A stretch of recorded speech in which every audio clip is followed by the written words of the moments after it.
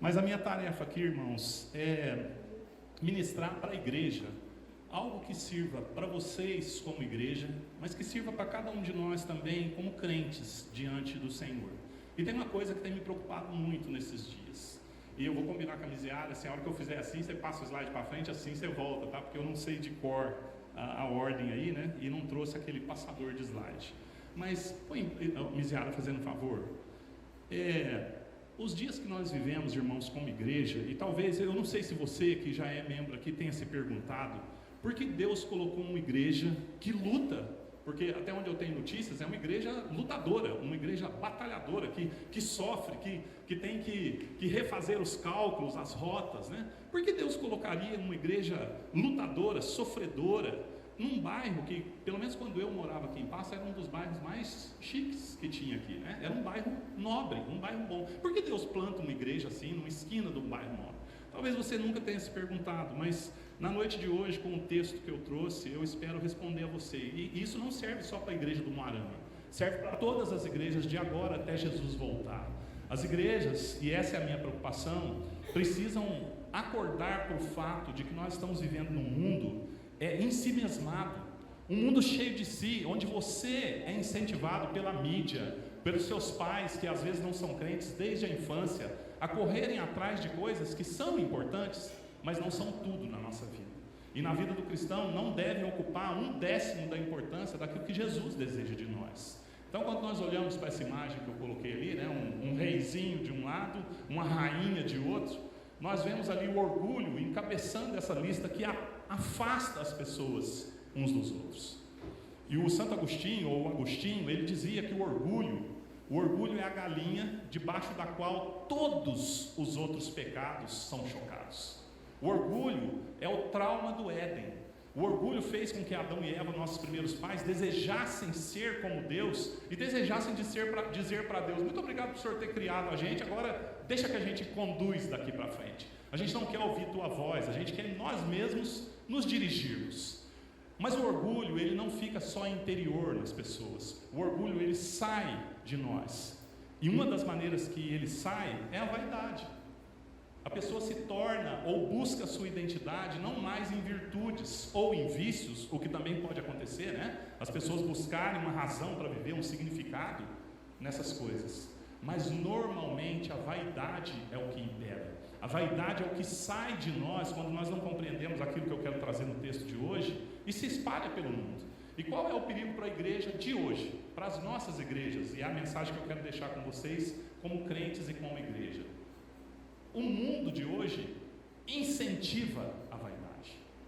Nós vamos para as mídias sociais, para as redes sociais. Eu não estou dizendo aqui para você não ter rede social, não utilizar para trabalhar, mas que você tome muito cuidado como cristão nesse território, que você tome muito cuidado com o seu coração nessas coisas, porque desde o Éden nós temos uma queda para valorizarmos aquilo que nós somos e não o que Deus diz que nós somos.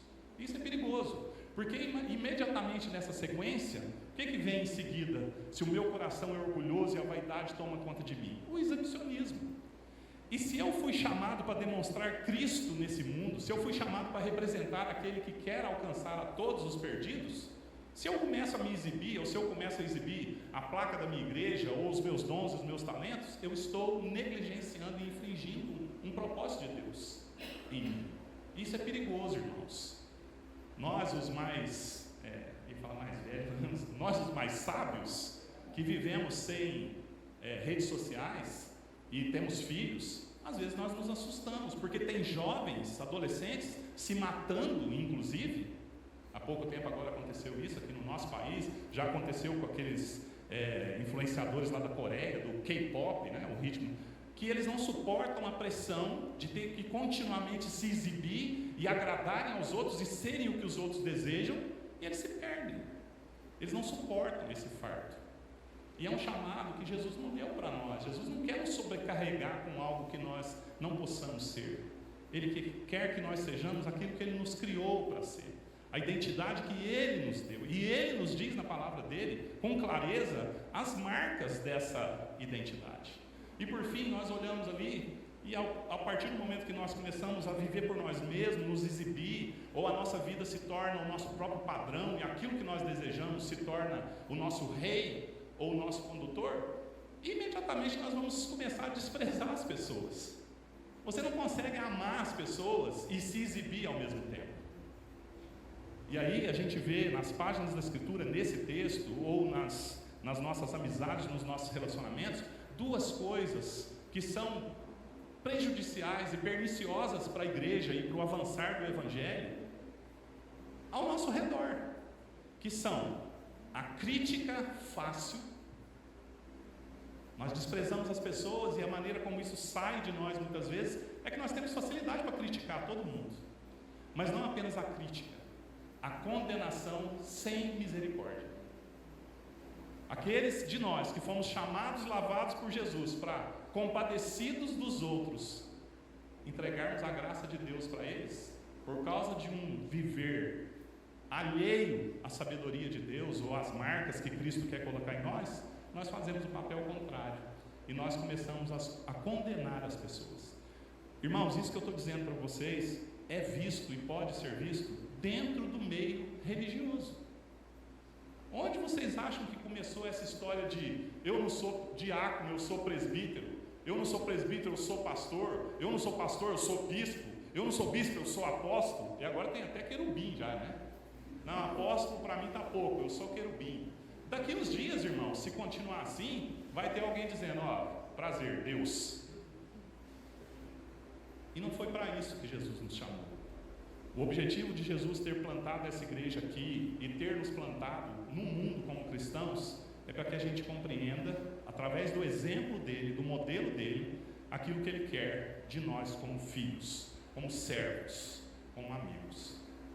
Vamos ver se a viziada está atenta. William Berkeley, irmãos, um comentarista bíblico, um teólogo, ele dizia, olha, na época dele, esse cidadão é da década de 40 para trás, lá, né? Bem para trás. O mundo se encontra cheio de gente que está em pé sobre a sua dignidade, quando deveria estar ajoelhado aos pés dos outros, servindo, né? Fazendo o papel daquilo que Jesus deseja de nós. Essa época que nós vivemos é perigosa, irmãos. Nós somos instigados, né, a sermos mais, a sermos melhores. E eu não estou falando aqui contra a excelência e contra você ser um bom profissional, não é isso. Mas no fim, daqui 100 anos, no máximo, quando tudo isso tiver acabado, se você não for aquilo que Jesus planejou para que você seja, você vai ser infeliz e nada vai ter feito sentido. Vamos lá para João 13. Ali em cima está o lava-pés, tá? João 13, o lava-pés. Eu escolhi esse texto, eu falei recentemente dele para a minha igreja, e também nessa mesma preocupação com a minha igreja. E o lava-pés está muito próximo agora da semana que a gente chama de Semana Santa, né? Nós estamos aí há menos de 15 dias dessa semana. E esse foi um fato maravilhoso que Jesus fez aí no Evangelho de João, e nós podemos aprender algumas verdades com ele. Eu vou convidar você a abrir a sua Bíblia e ler comigo do 13, capítulo 13, do 1 até o 17, do 1 até o 17, de maneira responsiva. Vocês fazem leitura responsiva aqui? Sim, né? Estou perguntando porque hoje de manhã eu cheguei no Planalto para tomar a ceia, eu fui na escola dominical lá, eles passaram servindo, a gente pegou o pão e comeu todo mundo. Aí depois eles falaram, vamos agora comer o pão. Estava todo mundo esperando e a gente... né? Mas vocês têm costume, né, de fazer a leitura responsiva. Vamos lá então, irmãos. Eu leio os ímpares e os irmãos respondem.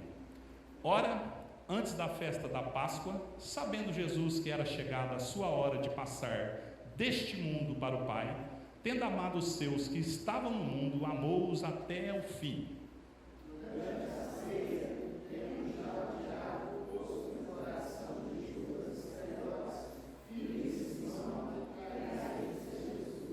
Sabendo este que o Pai tudo confiara às suas mãos, e que ele viera de Deus e voltava para Deus,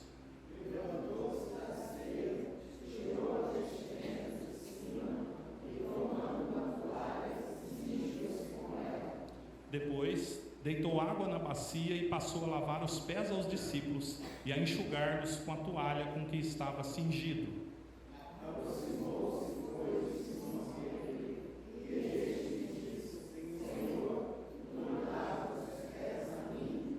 Respondeu-lhe Jesus: o que eu faço não sabes agora, compreendê-lo-ás depois.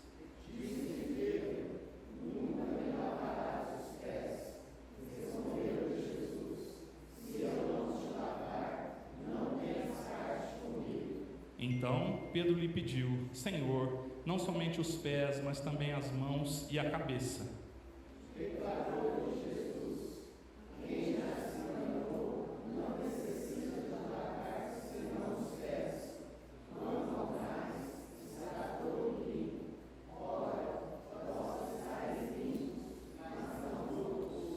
Pois ele sabia quem era o traidor, foi por isso que disse: nem todos estáis limpos.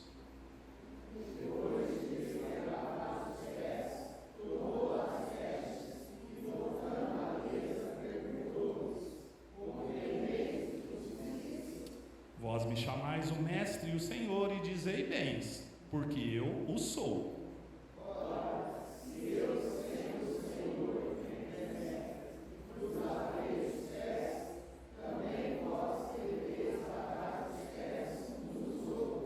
Porque eu vos dei o exemplo, para que, como eu vos fiz, façais vós também.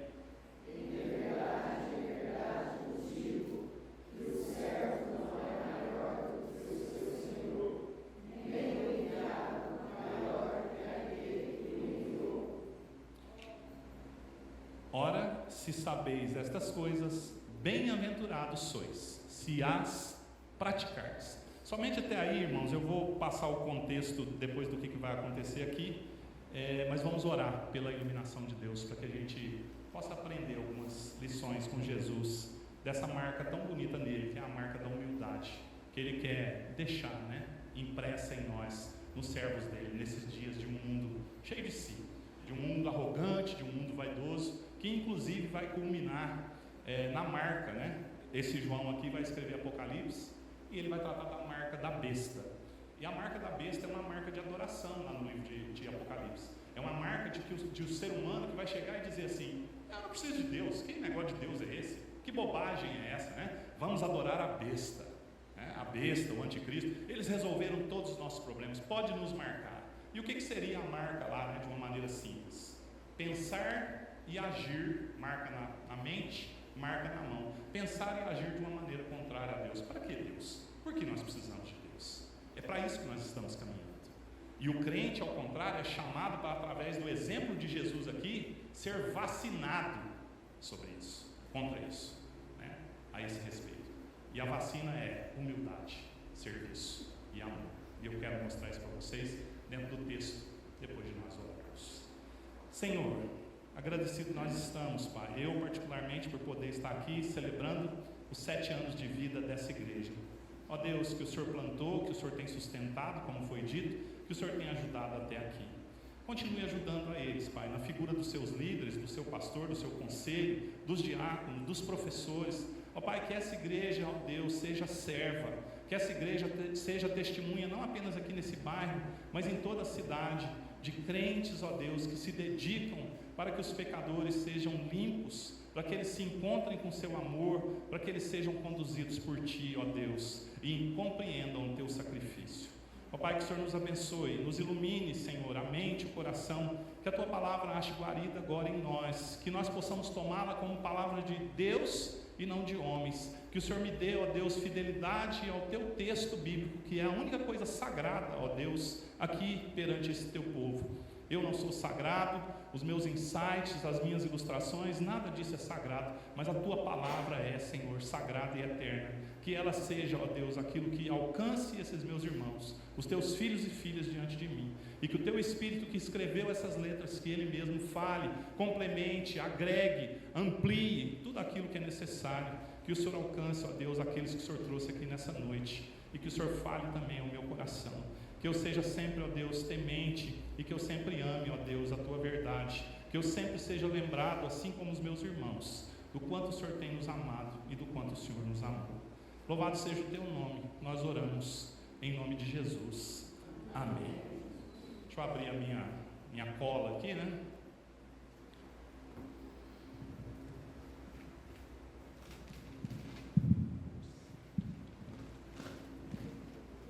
para eu não me me perder naquilo que eu quero ir tratando com os irmãos. E achar onde que a Misiara está aqui também para eu poder me localizar. Irmãos, então a minha ideia, a partir desse texto, olhando para João, é a seguinte: o evangelista João, ele escreve de uma maneira diferente de Mateus, Marcos e Lucas. Mateus, Marcos e Lucas são conhecidos como os evangelhos sinóticos, ou parecidos, ou primos, né? João, ele escreve como se fosse de um ponto de vista celestial, trazendo as verdades para a terra. Então, dentro do evangelho de João, nós temos uma característica que ficou conhecida aí, né, no meio dos biblistas, que é conhecida como dualismo joanino. O que significa? A maioria das coisas, ou quase tudo em João, tem um nível raso, mas tudo tem um nível profundo, que você tem que parar e pensar, peraí, o que significa isso aqui? Por exemplo, no texto que nós lemos hoje, o que lavar o pé significa? Lavar o pé, só isso. Mas no nível mais profundo significa pureza de caminhos, caminhos limpos, vida de santidade. Perceberam? Quando Jesus fala lá em João 6, quem come desse pão vai ter fome de novo, mas este pão aqui alimenta para sempre. Ele está falando de quê? Do pão de comida que o povo precisava comer, porque estava seguindo atrás dele no deserto. Isso é o literal, é o nível raso do evangelho. Mas Jesus está falando que ele é o único que pode saciar, preencher algo que todo ser humano tem e que nada pode preencher. Dinheiro, bebida, droga, sexo, rock and roll, nada pode preencher. Só Jesus, que é o pão da vida, pode preencher isso. Então, nesse texto tem bastante coisa disso, desse nível dual, que a gente tem que parar e pensar o que Jesus estava querendo dizer com isso. Pedro, no texto, é a amostra de que nem ele estava entendendo. Pedro diz assim: mas o senhor vai lavar meu pé? E aí depois que Jesus explica e dá o exemplo, ele diz: não, então não só o pé, mas a mão, a cabeça. Aí Pedro também continua não entendendo. E Jesus tem que dizer para ele: Pedro, você não entendeu ainda. E é nesse nível mais profundo que eu quero explicar algumas coisas para os irmãos. Antes, me permita dizer, ser humilde não tem a ver com ser tímido. Você pode ser uma pessoa tímida e ser humilde. Da mesma maneira, você pode ser uma pessoa tímida e não ser humilde. E ser humilde, segundo o texto e segundo Jesus deseja para a igreja e para nós, na missão no mundo, não quer dizer você ser humilhado. Ser humilde é diferente de ser humilhado. Humilde é quando eu aprendo a pensar de mim só aquilo que convém diante de Deus. Humilhação é quando as pessoas tentam me diminuir, quando elas tentam me desprezar, e você não precisa aceitar isso. Você tem que lutar por justiça como cristão. Mas quando você mesmo aprende a se esvaziar para poder abaixar-se e servir aqueles que estão caídos, aí você está sendo grande, você está aprendendo com o seu mestre. E essa é a ideia de Jesus para a igreja. E por que para a igreja? O Evangelho, a partir do capítulo 13, e principalmente do 13 ao 17, quando Jesus encerra esse bloco dentro do Evangelho, com aquela oração sacerdotal, no capítulo 17, do 13 ao 16, ou do 13 ao 17, nós estamos naquilo que ficou conhecido como o ministério do cenáculo. É como se Jesus dissesse para as multidões assim, tchau, né? Deus abençoe vocês, e em breve a gente se encontra, mas agora eu tenho lições para dar para aquele meu povo que vai continuar a minha obra. E ele se fecha num lugar chamado cenáculo, que era um lugar, numa casa chique, né, que é emprestada para ele aí, muito provavelmente era um terraço ali, onde eles vão aprender lições práticas com Jesus, a respeito do que Jesus precisa que a igreja iniciante ali, ou inicial, aprenda, para continuar existindo.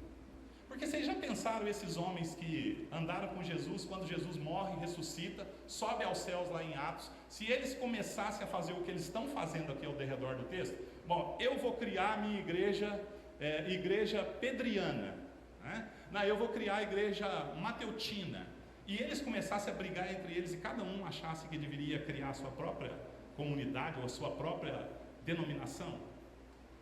Porque nós nos chamamos igreja presbiteriana, mas nós não pregamos igreja presbiteriana, nós pregamos Jesus Cristo, o único que salva, ou não é? É isso? Mas esse perigo dessas discussões e brigas está rondando o texto aqui. Eu já vou mostrar para você daqui a pouco. Então, nesse ministério do cenáculo, Jesus chama eles, e há uma inversão dentro do evangelho de João. Até o capítulo 12, tudo que Jesus vai ensinar, ele ensina e faz um sinal. Ensina e faz um sinal. Ensina e faz um sinal. Do capítulo 13 até o 21, que é o fim do Evangelho, essa ordem é invertida. Ele faz um sinal e ensina. Faz um sinal e ensina. E essa inversão dentro do Evangelho, ela é proposital para você e eu prestarmos atenção muito naquilo que Jesus agora está dando exemplo. Ele não está apenas falando, e falar dele já é muito importante, mas ele está demonstrando para nós, ó, é assim que eu quero que vocês sejam. Está dando para entender? E estavam só eles ali, não tinha nem como fugir, ser evasivo numa dessas questões. Não tinha mais multidão, era só discípulo. E cada discípulo tem que dizer para si mesmo e confessar diante dele: sim, eu estou entendendo o que o Senhor quer comigo. Eu espero que até o fim dessa mensagem você e eu possamos dizer: eu estou entendendo o que o Senhor quer comigo. Eu estou entendendo. E tem uma frase de um teólogo que diz assim: só podemos servir se amamos. Só podemos amar se somos humildes. Só somos humildes se a nós mesmos nos esvaziamos. É tudo o contrário do que o mundo prega.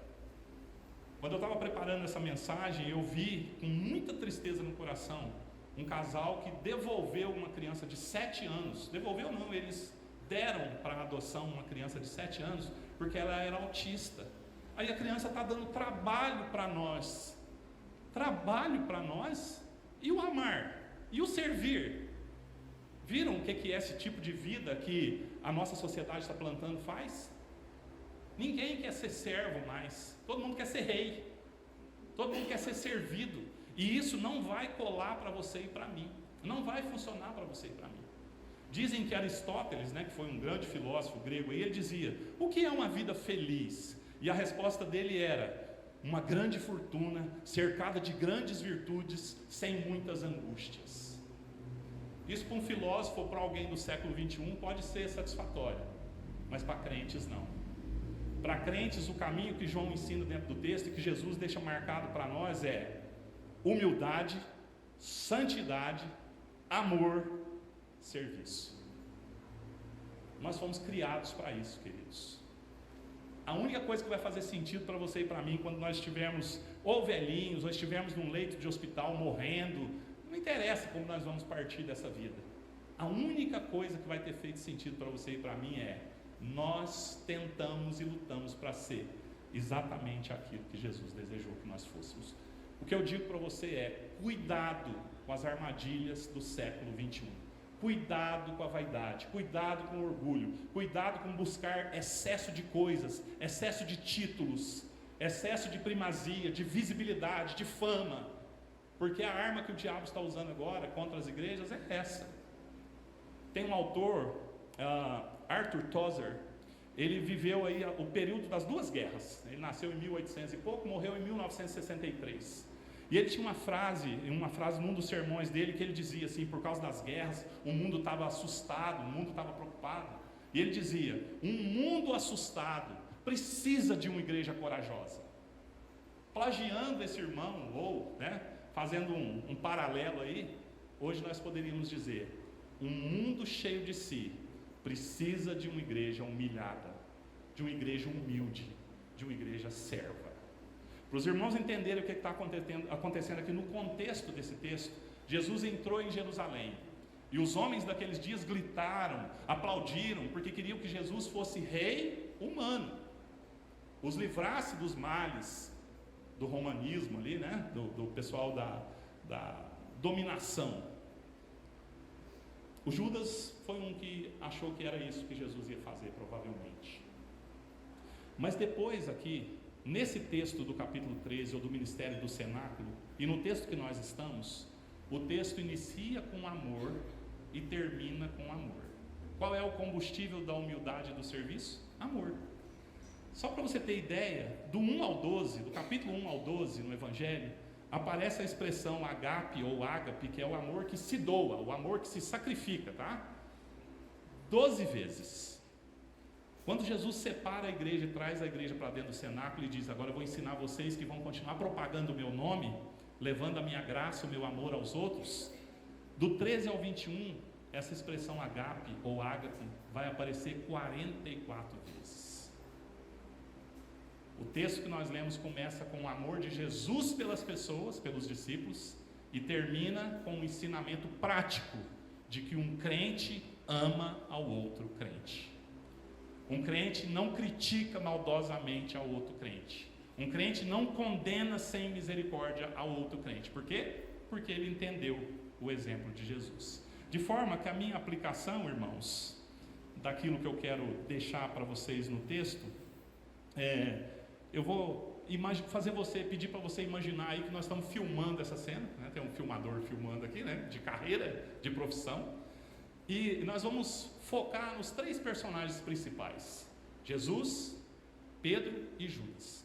E em cada um eu quero trazer uma lição falando da verdadeira humildade, Jesus, da falta de humildade, Judas, e da falsa humildade, Pedro.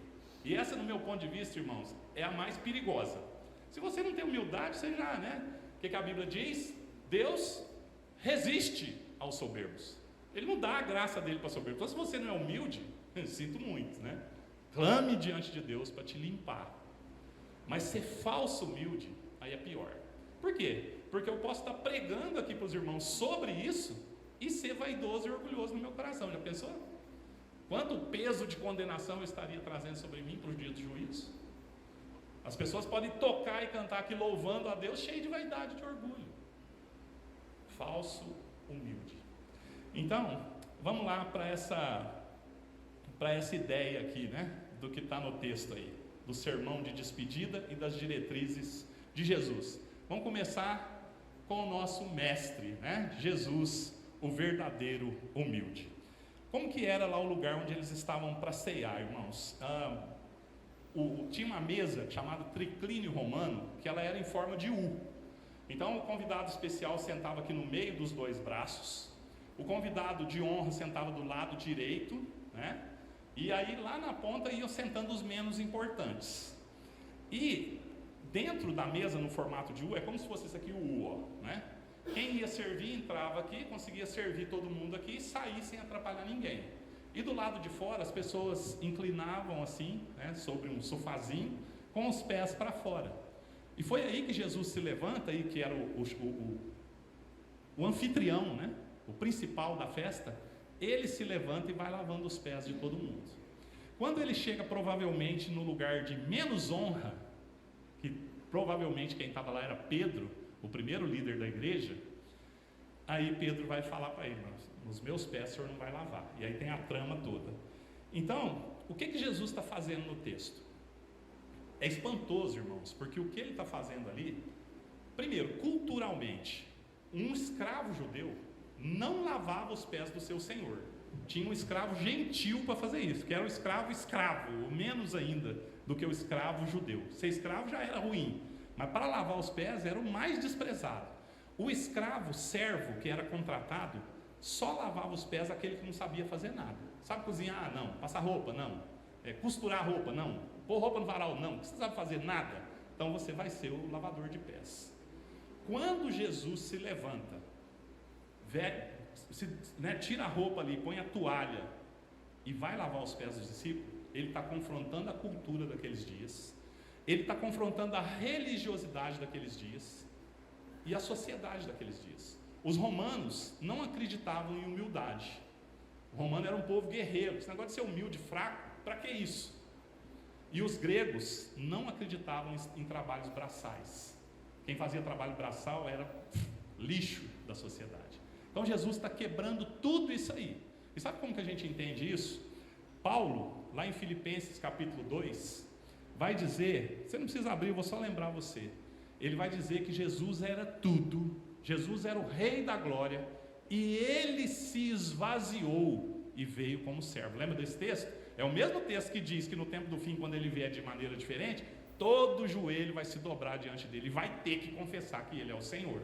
Mas a expressão que Paulo usa lá, no grego, né, na língua grega, do Novo Testamento foi escrito em grego, é a expressão kenosis, que significa auto-esvaziar-se. Se Jesus não tivesse sido humilde, e é por isso que essa marca para mim é espantosa, não tinha história da redenção, não tinha salvação. Só para você ter uma ideia, se antes da cruz, depois desse momento aqui do cenáculo, se Pilatos tivesse dito para Jesus assim: você não vai se defender? Você não sabe que eu posso te condenar ou não? Se Jesus não tivesse sido humilde, e ele tivesse começado a falar, ok, deixa eu me defender, sabe o que teria que ter acontecido? Ele teria que ser livre. É por isso que a Bíblia diz que ele não abre a sua boca. Não é porque ele estava errado, é porque a humildade dele o esvaziou, para ele não buscar a vontade dele, buscar a vontade de Deus. Na cruz, se ele não diz aquela famosa frase, Senhor, em tuas mãos eu entrego o meu espírito, sabe o que ia acontecer? Ia ter acontecido? Ele não morria. Como que a morte vai matar a vida?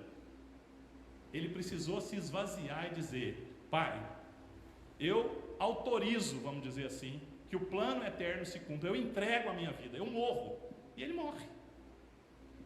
Isso é ser humilde, irmãos, é auto-esvaziar-se, não encher-se.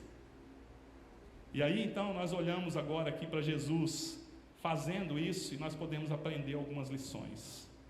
Primeiro, não busque a sua identidade em nada sem ser Cristo. Eu não estou dizendo, repito, seja excelente no seu trabalho, tenha fama, não tem problema isso, não é isso que eu estou combatendo. Mas o principal da sua vida, o nome que deveria ficar na sua lápide lá, né? É igual o que está nessa lápide do Tozer que eu citei, sabe o que está escrito lá? Arthur Tozer, um homem de Deus. Olha que coisa magnífica. Podia estar lá, escritor, não sei o que, conferencista, não, um homem de Deus. É isso que você e eu devemos buscar com primazia na nossa vida, mesmo que ninguém nos conheça. Por quê? Quando eu não entendo a minha identidade em Deus, eu não consigo amar e não consigo servir. Pense comigo, o texto vai dizer que Jesus sabia que tinha chegado a hora dele. Esse é um dos dualismos joaninos. O texto vai dizer em João quase toda hora, ainda não é chegada a minha hora, ainda não é chegada a minha hora. E depois diz, tendo chegado a hora. É o cumprimento daquilo que Deus desejava. Mas você já parou para pensar que Jesus sabia tudo o que ia acontecer? Você já pensou em amar e servir alguém assim? Olha, eu vou lavar o pé desse pessoal aqui, simbolizando o meu amor. Só que daqui a pouco, aquele ali, ele vai me vender. Esse aqui vai me trair. Esse aqui vai me negar e vai blasfemar contra mim. E a gente pensa que Pedro só negou Jesus, mas quando você cruza os dois evangelhos, muito provavelmente quando ele vê Jesus descendo do terraço do sumo sacerdote, na nossa linguagem de hoje ele teria dito algo, eu não conheço esse desgraçado. Pesado isso, hein? Não estou dizendo que ele disse isso, na linguagem de hoje seria algo parecido com isso. Ele blasfema. Jesus sabe disso tudo. E o que o texto diz? Tendo amado os seus, amou-os até o fim. Sabe por que isso importa para você e para mim? A expressão que João utiliza é a expressão telos, que significa não o fim temporal, mas significa o fim de um propósito. Significa que você que está me ouvindo aqui hoje, e até eu mesmo, quantas vezes nós errarmos com Jesus nessa nossa vida? Quantas vezes nós precisarmos pedir perdão para Ele? Quantas vezes nós entristecermos a Ele e nós pedirmos para Ele, me lave, me ame e me salve? João garante para você e para mim que Ele vai fazer isso. Que amor é esse, irmãos? Eu não sei vocês, mas toda vez que eu medito em textos como esse, eu me lembro que eu fiquei aí desviado, afastado da igreja por quase 5 anos, que eu fiz coisas que hoje eu me envergonho, e depois eu vejo Deus me recebendo de novo e me amando.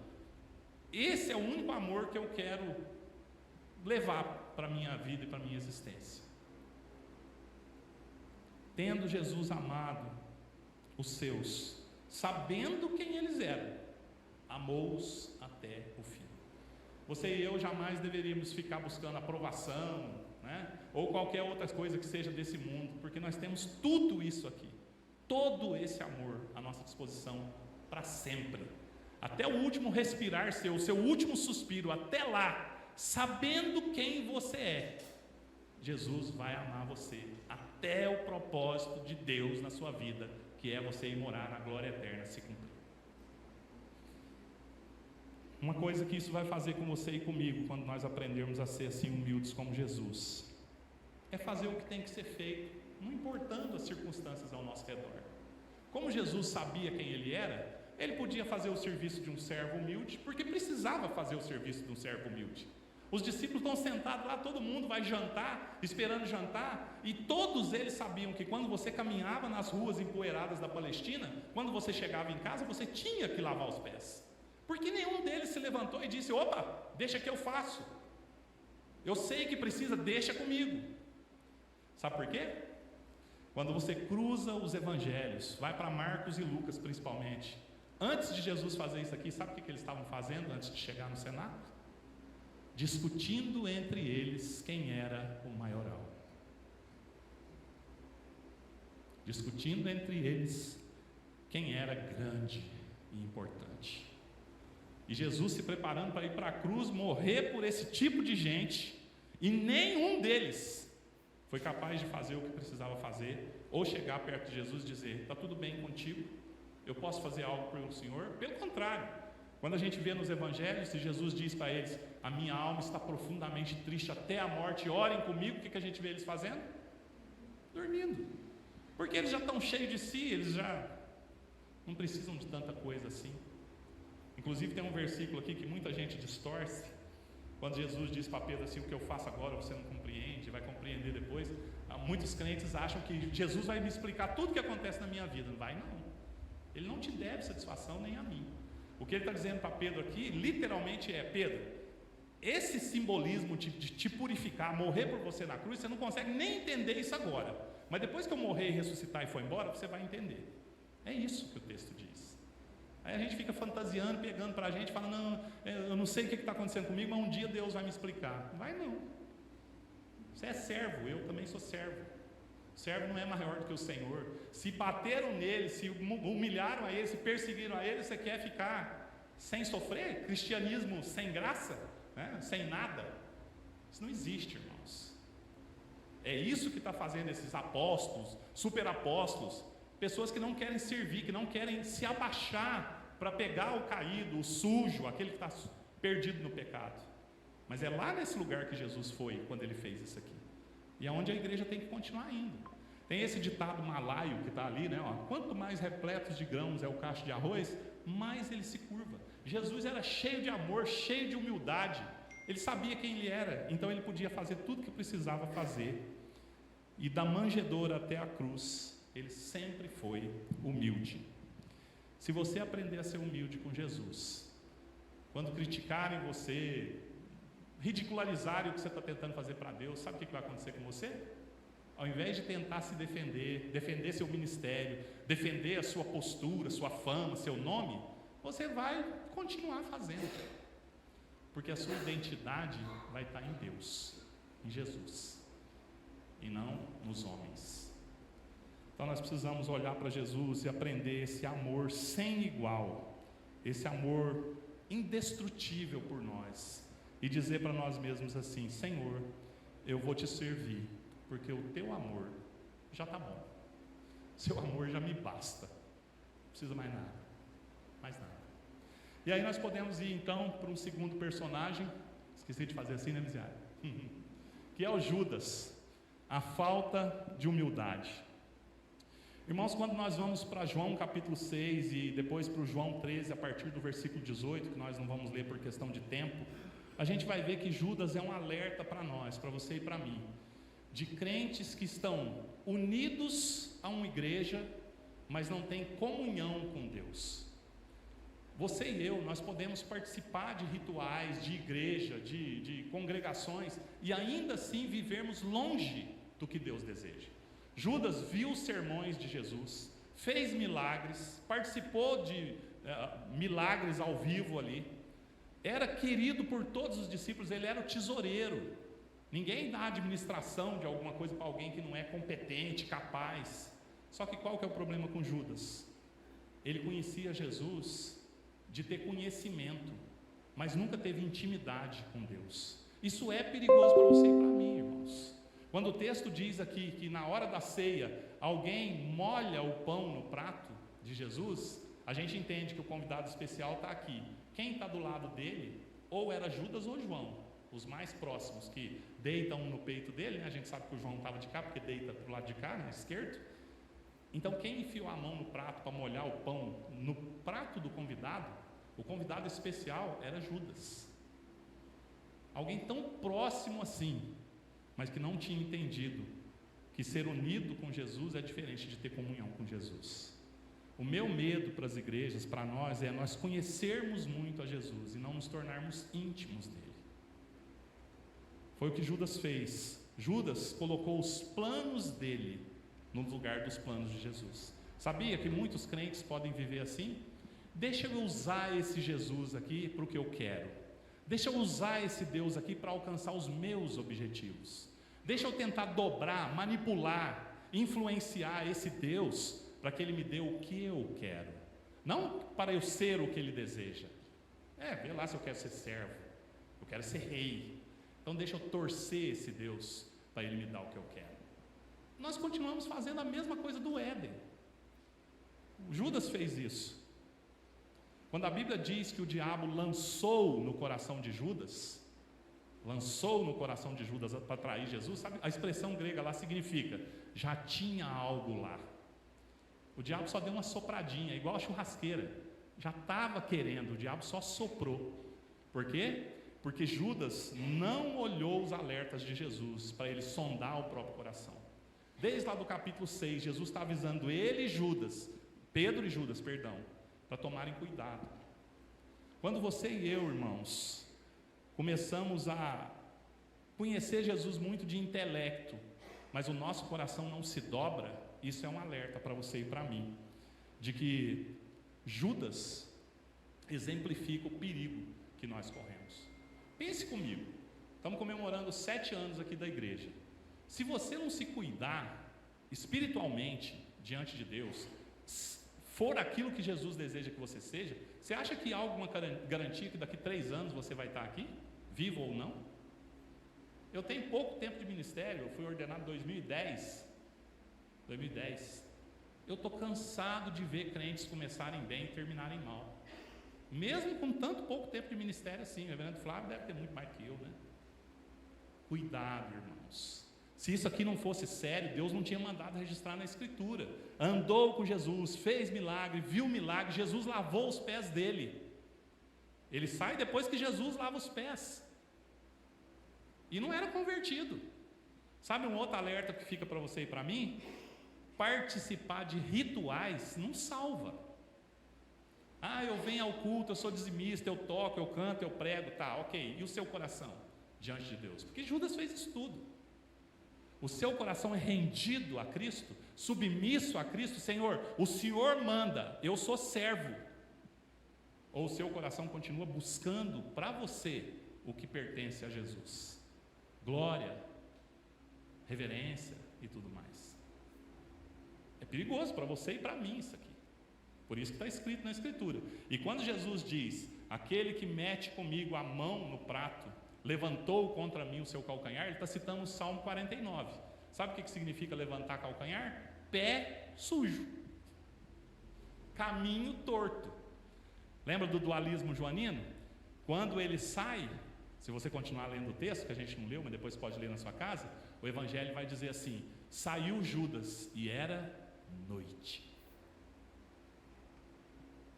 João 1, no princípio era o verbo, Jesus é a luz que vinda ao mundo ilumina todo homem.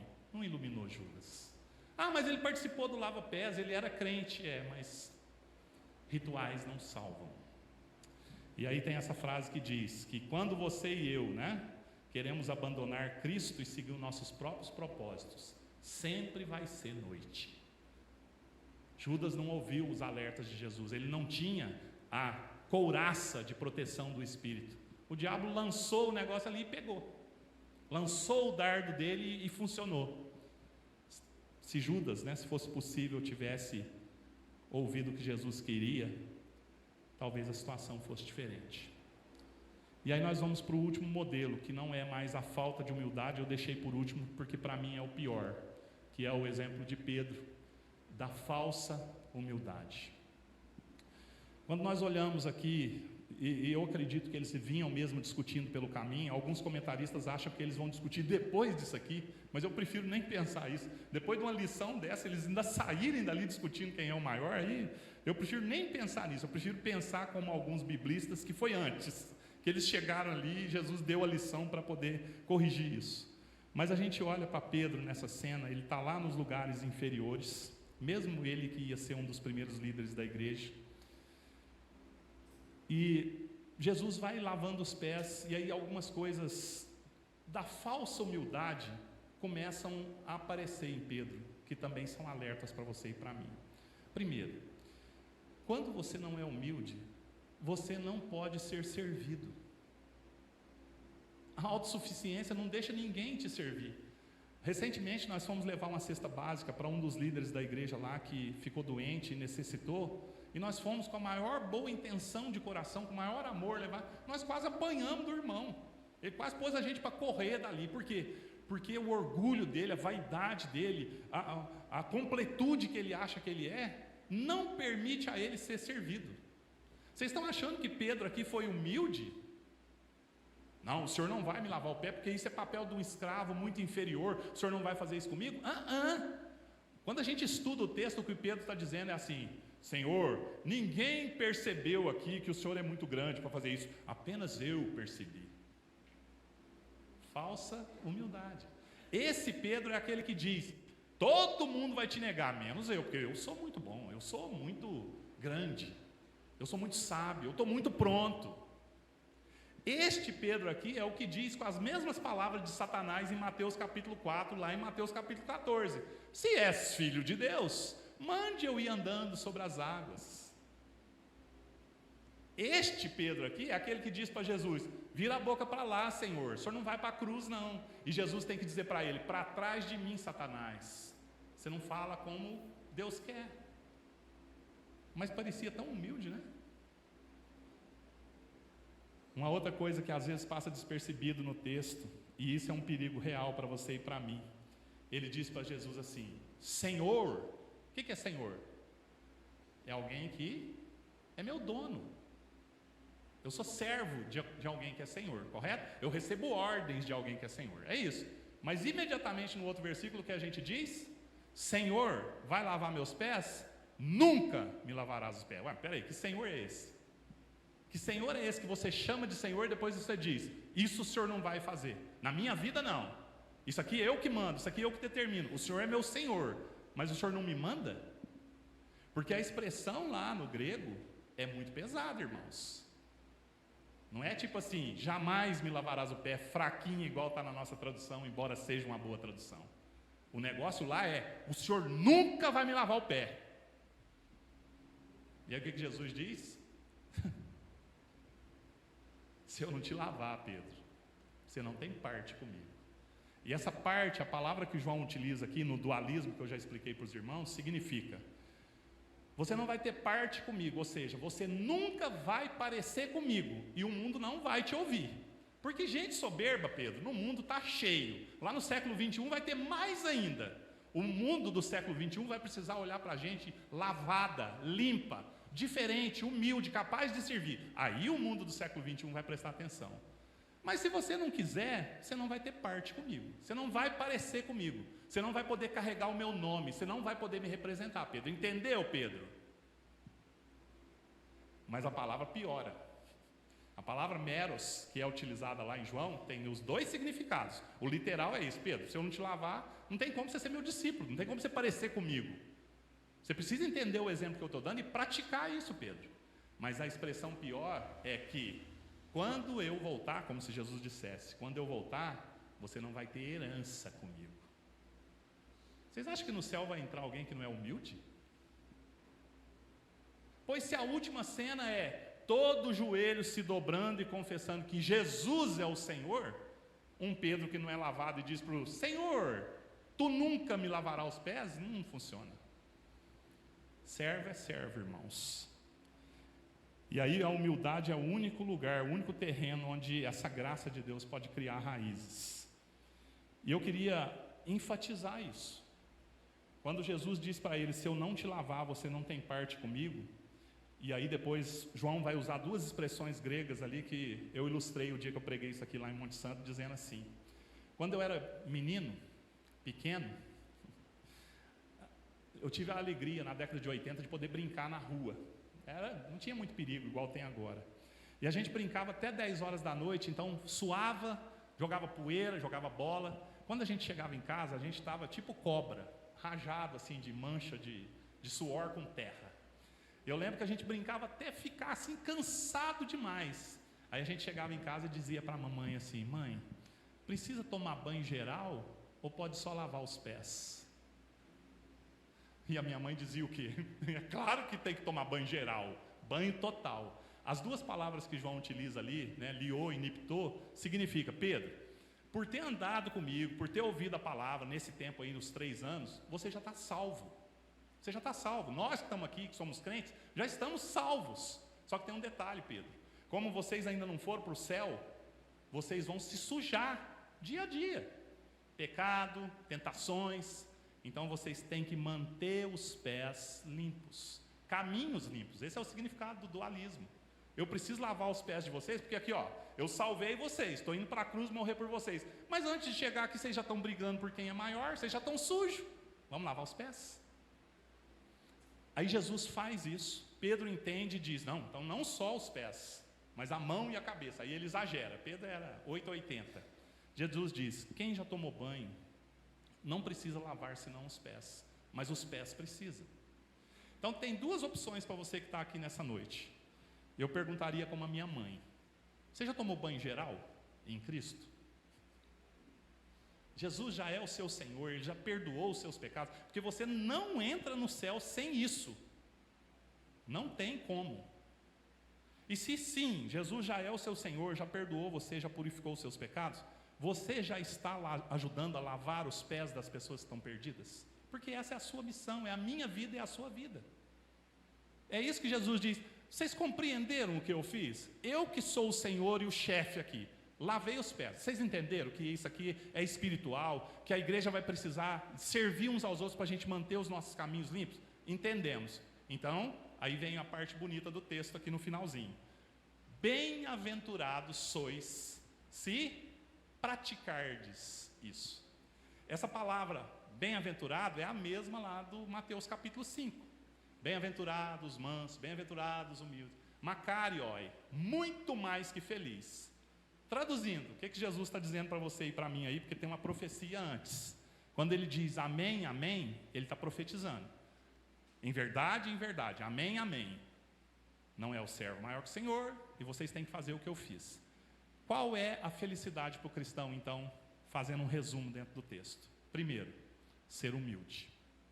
Segundo, servir as pessoas porque nós vivemos em obediência a Deus. Terceiro, fazer esse serviço em amor a Cristo. Eu não prego para as pessoas purificarem os seus caminhos porque eu acho bonitinho. Eu faço isso porque eu fui lavado e Jesus me mandou fazer isso. E se eu fizer isso, você fizer isso, você vai ser feliz. Sabe por que tem muita gente triste dentro das igrejas? Porque está na igreja procurando ser servido. Ah, eu não gostei do louvor hoje. Não foi para você? Eu não gostei do sermão hoje. Não importa. O crente não vem para a igreja para ser servido. O crente vem para a igreja para aprender a servir. E é dessas igrejas e de crentes assim que o século 21 precisa. Que os nossos pés, queridos, os nossos caminhos, né, estejam sempre limpos para a gente poder servir a Jesus. Humildade, santidade vai nos levar à felicidade. Felicidade de verdade, não a felicidade que o mundo propõe, tá? Não a felicidade que o mundo propõe, mas a felicidade real de alguém que foi criado para ser aquilo que Jesus deseja que nós sejamos. Eu encerro, irmãos, contando uma ilustração que um nosso professor tirou de um livro. O livro chama-se Um Jumentinho na Avenida. Esse é o contexto anterior desse texto aqui, tá? Eles estão entrando em Jerusalém, Jesus vai montado lá, acho que tem até uma foto que eu coloquei ali de um filme, olha lá. Ele vai montado num jumentinho, num burrinho, e ele entra ali em Jerusalém, vai para o cenáculo e ensina essas lições. A ilustração que está nesse livro, Um Jumentinho na Avenida, do Marcos Monteiro, é a seguinte. Esse é uma ilustração, viu, irmãos? Esse jumentinho aí, né? Ele chega em casa todo feliz e diz para a mamãe jumentinha e para o papai jumentinho: mamãe, papai, Vocês precisavam ver que coisa linda, que coisa maravilhosa. Eu estava desfilando, entrando em Jerusalém, as pessoas aplaudiam, as pessoas gritavam, jogavam ramos diante de mim, aclamavam. Eu fiquei tão feliz, papai, mamãe. Foi um momento esplendoroso, eu me senti realizado. E o papai jumentinho, na sabedoria dele, diz: meu filho jumentinho, volte a semana que vem e faça o mesmo caminho que você fez. Tem uma lição que eu quero que você aprenda.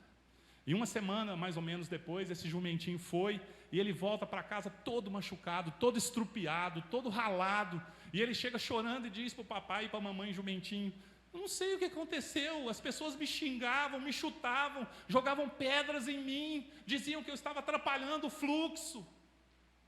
E o jumentinho chorando, e o papai jumentinho disse para ele: meu filho, a vida não é a respeito do que você é, do que você quer e do que você faz.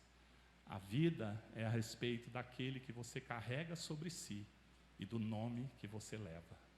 Quem era adorado através da sua vida aquele dia era Jesus e não você.